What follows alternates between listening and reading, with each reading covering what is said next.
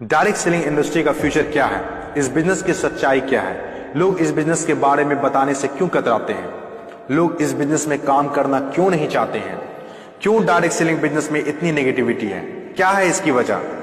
Direct selling business आने वाले वक्त का सबसे बड़ा बिजनेस है। क्यों?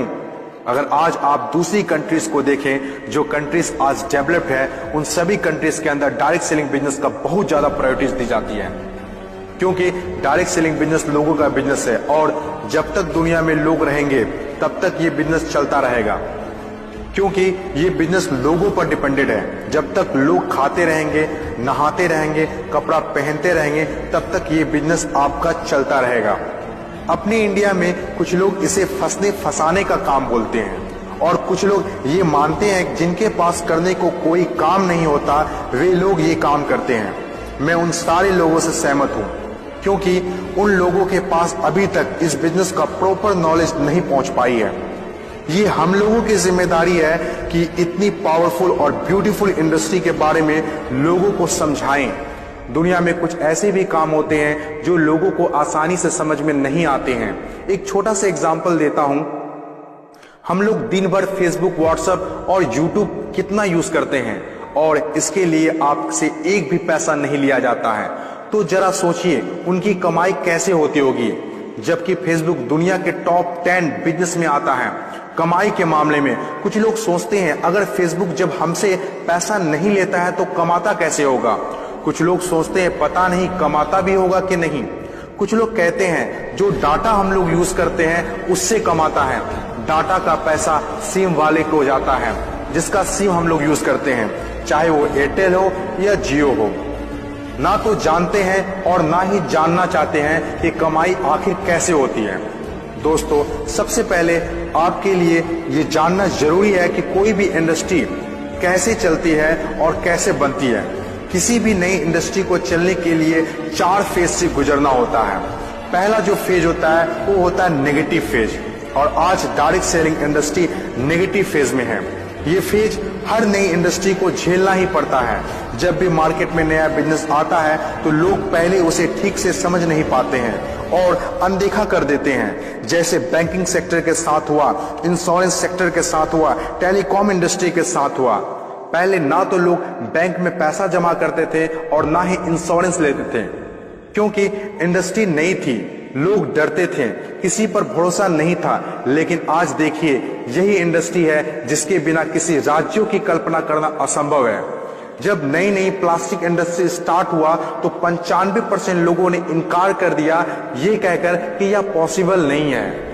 लेकिन उस वक्त भी 5% लोगों को विश्वास था और आज वही 5% लोग दुनिया में आगे हैं। आज हर चीज प्लास्टिक का है, जग हो या बाल्टी, कुर्सी हो या टेबल, खिलौना हो या फ्रेम, यहाँ तक कि डोर भी अब प्लास्टिक के हैं, जो आज से 20 साल पहले किसी ने सोचा भी नहीं था। आज direct selling business negative phase में है, इसीलिए इतनी सारी नेगेटिविटी है। और जब ये पॉजिटिव फेज की तरफ बढ़ता जा रहा है, नेगेटिव फेज में होने के बावजूद भी इस इंडस्ट्री ने कई लोगों की जिंदगियां बदल दी। दूसरा जो किसी भी इंडस्ट्री को फेस करना होता है वो दूसरा फेज होता है पॉजिटिव फेज। ये वो टाइम होता है जब लोगों का इंडस्ट्री के ऊपर ट्रस्ट बढ़ने लगता है, क्योंकि वे आसपास में रिजल्ट देख रहे होते हैं। और जो लोग उस वक्त डायरेक्ट सेलिंग बिजनेस में दिलचस्पी नहीं दिखा रहे होते हैं, अनदेखा कर रहे होते हैं, वे रिजल्ट देखने के बाद दिलचस्पी लेने लगते हैं और आपका काफिला और बढ़ने लगता है, रिजल्ट और बढ़ने लगता है, दिलचस्पी और भी लोगों में बढ़ने लगती है, जैसे बैंकिंग इंडस्ट्री और इंश्योरेंस इंडस्ट्री के साथ हुआ था। बैंक का वैल्यू, बैंकिंग इंडस्ट्री का वैल्यू तब पता चला होगा लोगों को जब किसी का पैसा घर में सुरक्षित नहीं रहा होगा। इंश्योरेंस के वैल्यू तब लोगों को पता चला होगा जब किसी के एक्सीडेंट होने के बाद उसके घर वाले को पैसा मिला होगा।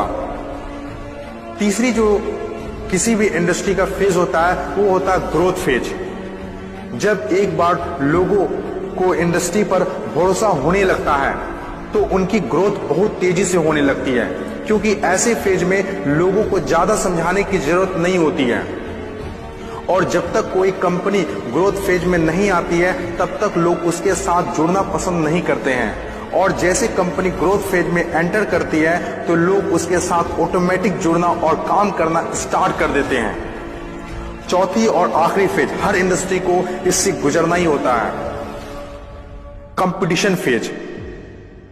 हर एक इंडस्ट्री के अंदर एक वक्त ऐसा आता है जब कंपटीशन बढ़ने लगता है। इंडस्ट्री और कंपनीज की ग्रोथ को देखकर ज्यादातर लोग कंपनी के साथ जुड़ना और काम करना शुरू कर देते हैं। ज्यादातर लोग ज्यादा प्रॉफिट के चक्कर में कंपटीशन होने लगता है, फिर चाहे कोई सेक्टर हो, बैंकिंग सेक्टर हो, टेलीकॉम सेक्टर हो या ऑनलाइन शॉपिंग हो। आज के टाइम पर हर सेक्टर में हाई लेवल कंपटीशन है।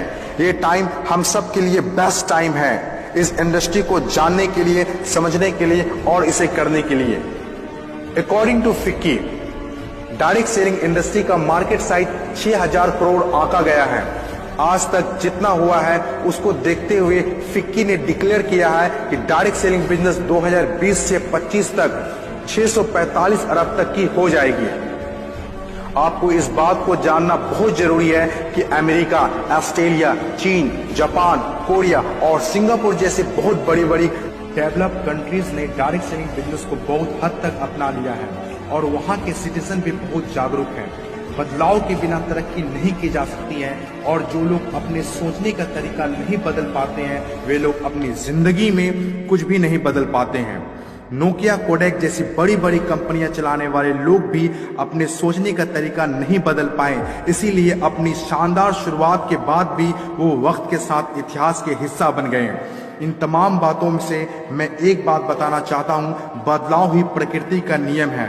बदलना तो तय है, जो वक्त से पहले बदल गया उनकी जिंदगी बदल गई और जिसे वक्त ने बदल दिया उनकी भी जिंदगी बदल गई। फर्क साफ है, अगर वक्त के साथ बदल गए तो ठीक, वरना वक्त ने बदला तो बहुत तकलीफ होगी।